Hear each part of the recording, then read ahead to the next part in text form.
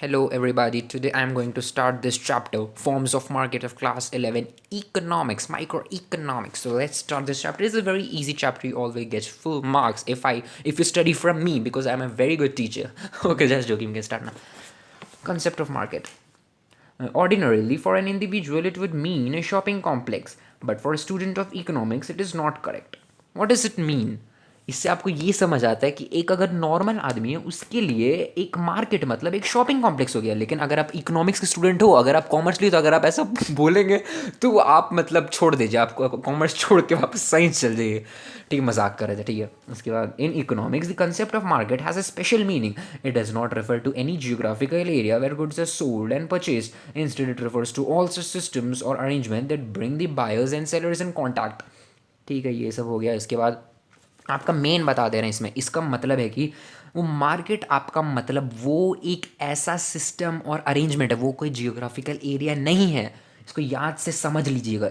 Market मतलब all such systems and arrangements that brings the buyers and sellers in contact with each other.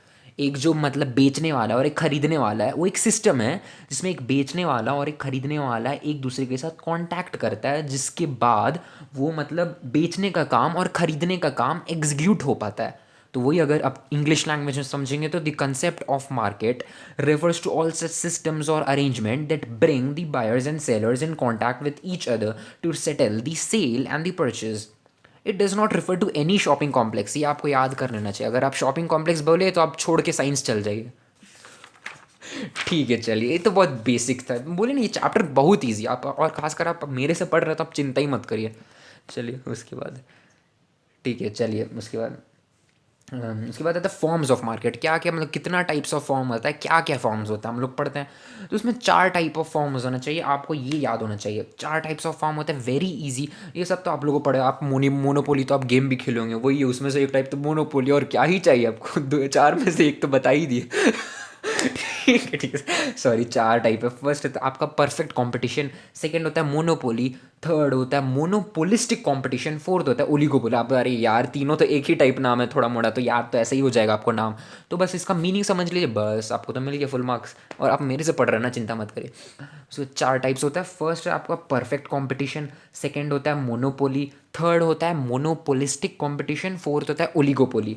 अब हम लोग समझते हैं क्या होता है perfect competition. Very basic. Perfect competition is a form of market where there is a large number of buyers and sellers of a commodity. Homogeneous product is sold and its prices is determined by the forces of supply and demand. An individual buyer or a seller has no control over price. इसका मतलब क्या है, आप मेरे से पूछेंगे। अब मेरे को ही तो बताना होगा। ठीक है, चलिए। इसका मतलब है परफेक्ट कंपटीशन एक ऐसा फॉर्म ऑफ मार्केट होता है जिसमें मतलब कि बहुत सारे बायर्स होते हैं और बहुत सारे सेलर भी होते हैं। Means a large number of buyers and large number of sellers. ये आपको याद रखना, बहुत सारे बायर्स एंड बहुत सारे सेलर्स ऑफ अ कमोडिटी होते हैं। और इसमें जो प्रोडक्ट आता है वो आपका होमोजेनस प्रोडक्ट आता है। अब होमोजेनस प्रोडक्ट मतलब मीन्स सिमिलर प्रोडक्ट, मतलब उसमें नो अलग, मतलब कुछ अलग नहीं होता है उसमें, एक टाइप ऑफ प्रोडक्ट होता है, मतलब उसमें कुछ भी अलग प्रोडक्ट नहीं होता। Homogenous product is sold and its prices is determined by the forces of supply and demand. मतलब जो प्रोडक्ट का प्राइस है वो मतलब कोई भी सेलर या फिर बायर के कंट्रोल में नहीं होता है, वो आपके डिमांड एंड सप्लाई के रूल पे बेस्ड होता है। वो डिमांड एंड सप्लाई के फोर्सेस के ऊपर वो चेंज होते रहता है। वो मतलब कोई भी सेलर है बायर के कंट्रोल में नहीं है। एंड इंडिविजुअल बायर और seller has no control over the price. हो गया। अभी features of perfect competition. The main features of perfect competition are as follows. इसके क्या क्या फीचर्स है देख लेते हैं। First, a large number of firms और सेलर्स। ये तो हमें पता ही, ये तो आपको डेफिनेशन में ही पता चल गया। अ लार्ज नंबर ऑफ फर्म्स और sellers, the number of firms selling a particular commodity is so large that any increase or decrease in supply of one particular firm hardly influence the total market supply. Accordingly, any individual firm fails to make any influence on the price of the commodity. It is therefore said that a firm under perfect competition is a price taker. In other words, it has to sell its product at the prevailing market price. ये same चीज़ जो हम लोग पढ़े थे ऊपर definition में, वो same ही चीज़ को उन लोग थोड़ा बड़ा से एक्सपैंड कर दिया है। मतलब उसमें लार्ज नंबर ऑफ फर्म्स और सेलर्स होते हैं, ये तुमको पता है। और जो मतलब प्राइस ऑफ द कमोडिटी है वो तुम्हारे सेलर या बायर के कंट्रोल में नहीं होता, वो तुम्हारे मार्केट के forces of demand and supply के बेसिस में होता है। तो इसलिए इसको इसमें बोल सकते हो कि जो फर्म्स होते हैं वो मतलब तुम्हारे मार्केट प्राइस टेकर होते हैं। मतलब वो they are not price maker, they can't make price, they are price takers. मतलब उन लोग को जो प्रिवेलिंग प्राइस होता है मार्केट में उसी को एक्सेप्ट करके अपना प्रोडक्ट बेचना होता है, ठीक है। फिर सेकंड होता है लार्ज नंबर ऑफ बायर्स। अब ये सेम चीज़ है भाई, तुम लोग जो पहले पढ़े उसी का दो ठो पॉइंट करके दे दिया। उस large number of buyers, not only in the number of sellers very large, but the number of buyers is very large as well. Accordingly, like an individual firm, an individual buyer is also not able to influence price of a commodity. Any increase or decrease in the individual demand will hardly influence and make any difference to the total demand, market demand. Accordingly, an individual buyer under perfect competition is also a price taker. Same situation है भैया, अगर तुम्हारा उसमें मतलब कितना सारा large number of buyers ये पता है, उसमें से अगर तुम्हारा एक भी बायर का मतलब डिमांड इधर उधर या फिर वो अगर छोड़ देता है वो प्रोडक्ट खरीदने, या फिर वो प्रोडक्ट को मतलब खरीदने के लिए न्यू बायर आ गया, तो इससे उसका प्राइस में कुछ इफेक्ट नहीं होगा, बिकॉज उसमें लार्ज नंबर ऑफ बायर्स है। That's why the buyers are also called the price takers, they can't make the price. Third हो गया होमोजेनस प्रोडक्ट, ये भी भाई हम लोग डेफिनेशन में पढ़े थे, सेम चीज़ पढ़ा रहा है, चलो ठीक है। All sellers sell identical units of a given product. An important conclusion can be drawn from this feature, it is that buyers will have no reasons to prefer the product of one seller to the product of the other seller. Thus the price of the product throughout the market will be same. Selling homogeneous product at the given price rules out the possibility of advertisement or other sale promotion expenses, so that there are no selling cost in perfectly competitive market. ओ भैया ये तो आपको समझना होगा, ये तो बहुत important चीज़ है। इसमें ये बता रहा है कि होमोजेनस प्रोडक्ट होता है, मीन्स इसमें सेलर्स आपको आइडेंटिकल और एक जैसा दिखने वाला प्रोडक्ट सेल करते हैं।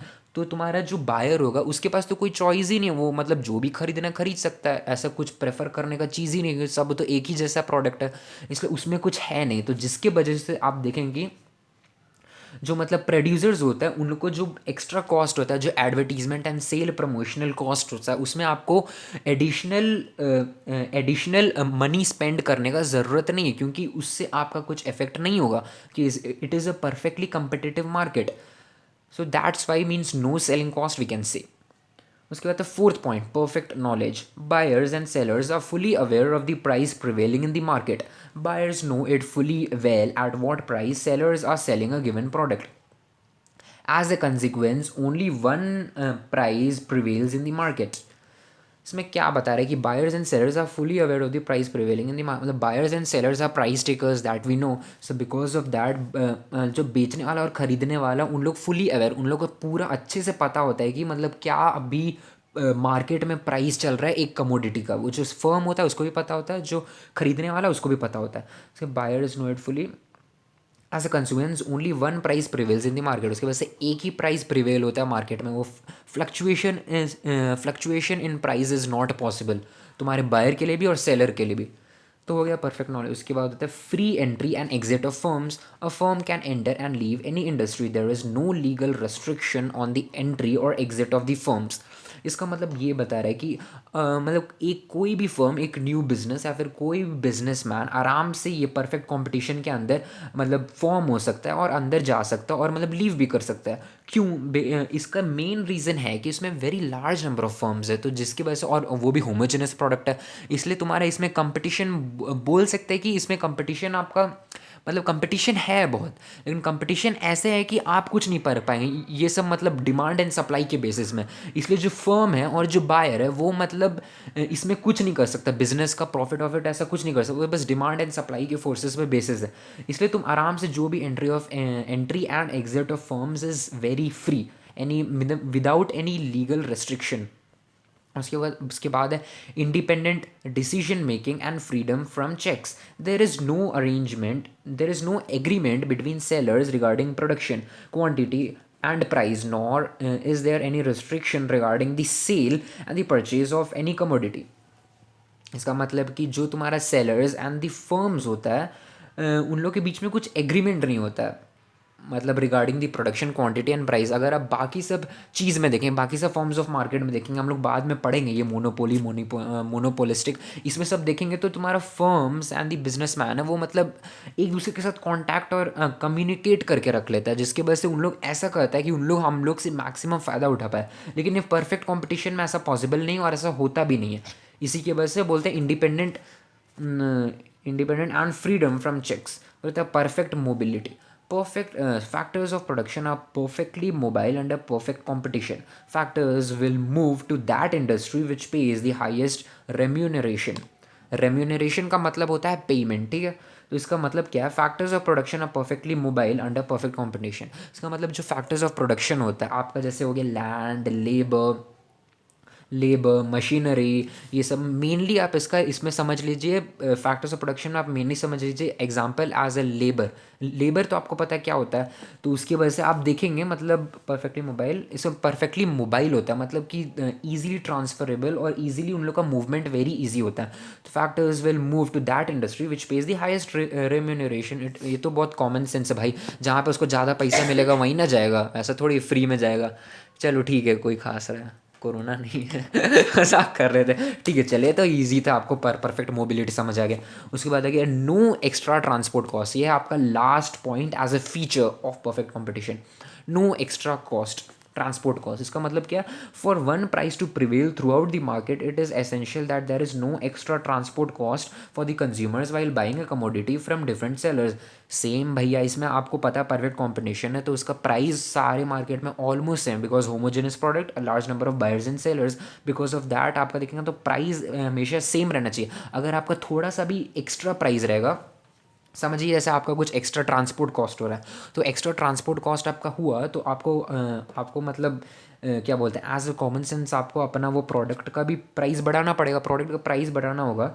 लेकिन तब आपका देखें तो बायर, आपका डिमांड एकदम ज़ीरो पे चल जाएगा, क्योंकि आपको पता है एकदम ज़ीरो पे चल जाए, क्योंकि एज अ परफेक्ट कॉम्पिटिशन है तो कितना सारा बायर्स है और कितना सारे सेलर्स है, जिसके कारण अगर बायर को दिखाई दिया रही ये प्रोडक्ट में तो बहुत ज़्यादा प्राइस दिखा रहा है, तो उसके पास तो हज़ारों और कितने सारे सेलर्स है, कहीं भी चल जाए, कहीं भी प्रोडक्ट ले लेगा, वो क्यों आपसे लेगा एक्स्ट्रा पैसे, पागल है क्या चलिए ठीक है। तो यही था मतलब ये आपका लास्ट फीचर है ऑफ परफेक्ट कंपटीशन। सो इसी के साथ हम लोग फर्स्ट पार्ट कंप्लीट करते हैं। हेलो गाइस, और हेलो बोल रहा बाय गाइस। और आपको वीडियो अच्छा लगा तो लाइक ज़रूर करना, और अगर नहीं पसंद आया तब भी लाइक करना, क्योंकि पैसा मेरे को मिलेगा, आपको कुछ नहीं मिलेगा मजाक कर, पैसा का बात नहीं नहीं, ये सब है कि हम मतलब एज ए चैरिटी करना चाहिए हमको, हम चाहते हैं कि आप लोग का भला हो। चलिए, मतलब ये भी थोड़ा एग्जैजरेट कर दिए, चलिए ठीक है, हम तो बस नॉर्मल ऐसे ही वीडियो बनाते हैं एज अ फन, क्योंकि मेरा एग्जाम्स आ रहा है, ठीक है, हम बंद करते हैं, बाय।